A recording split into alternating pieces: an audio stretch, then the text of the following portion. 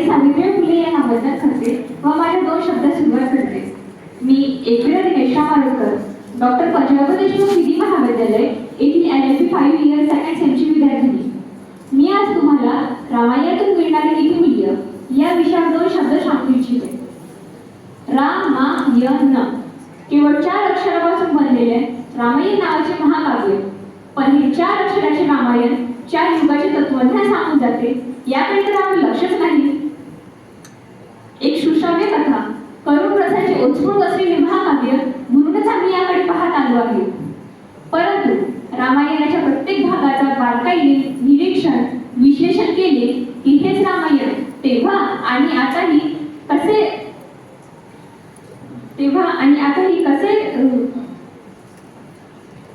उपयुक्त आहे व त्रिगाव सत्य आहे. रामायणातील कौटुंबिक, शैक्षणिक आणि शेवटी युद्धभूमीवरील घटना आम्हाला मौलिक शिकवण देऊन जाते.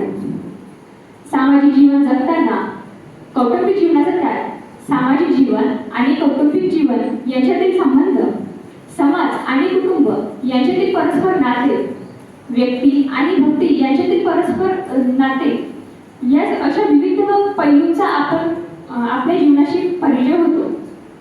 समाज आणि कुटुंब यांच्यातील संबंध कसा असावा तर तो रामायणातील प्रत्येक व्यक्ती अर्थात पात्राप्रमाणे असावा.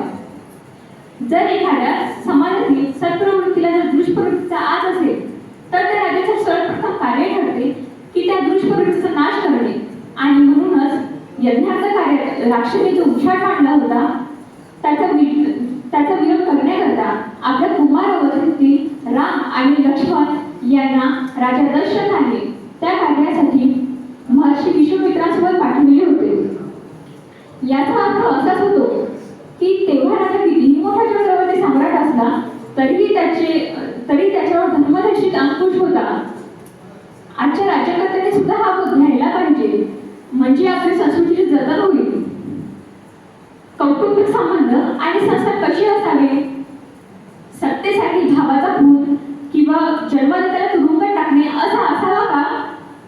नाही, तर तो रामायणातील पिता, पुत्र, बंधू, पत्नी यांच्याप्रमाणे असावा असे आपण गृहीत धरू. यावर कोणाची दुमत असूही शकत नाही. अहो, काही क्षणांनी श्रीराम सिंहासनावर आरूढ होणार, चक्रवर्ती सम्राट होणार, माता सीता राणी होणार, हे सर्व ठरलेलं. सर्व नगर नगरी सुहासिने सजलेल्या सगळ्यांमध्ये आनंद पसरला. परंतु अशा वेळेस एक ठिणगी पडते. कशाची? तर श्रीरामाला 14 वर्षाचा वनवास. आई कारणीभूत, तीही सावत्र.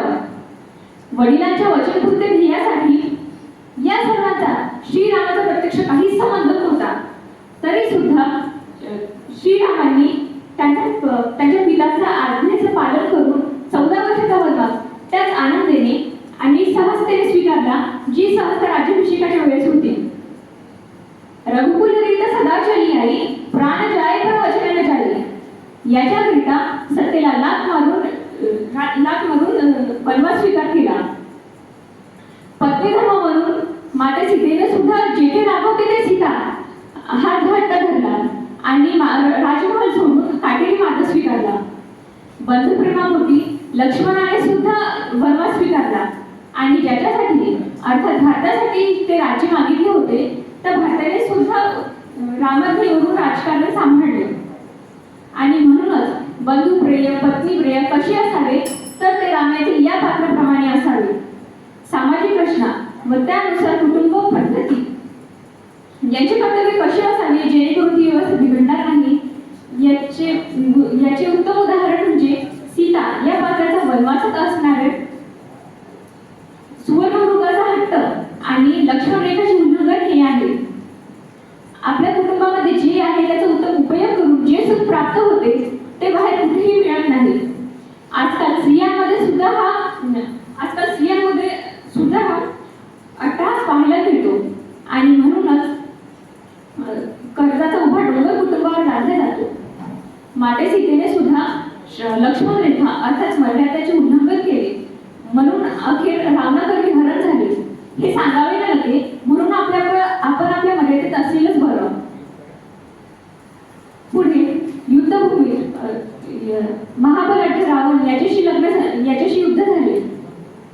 यामुळे आपल्याला असे समजते की रानात राहणाऱ्या सर्वसामान्य लोकांनी एकता करून एकजुटीने लढा दिला, याचा परिणाम म्हणजे रावणाचा पराजय.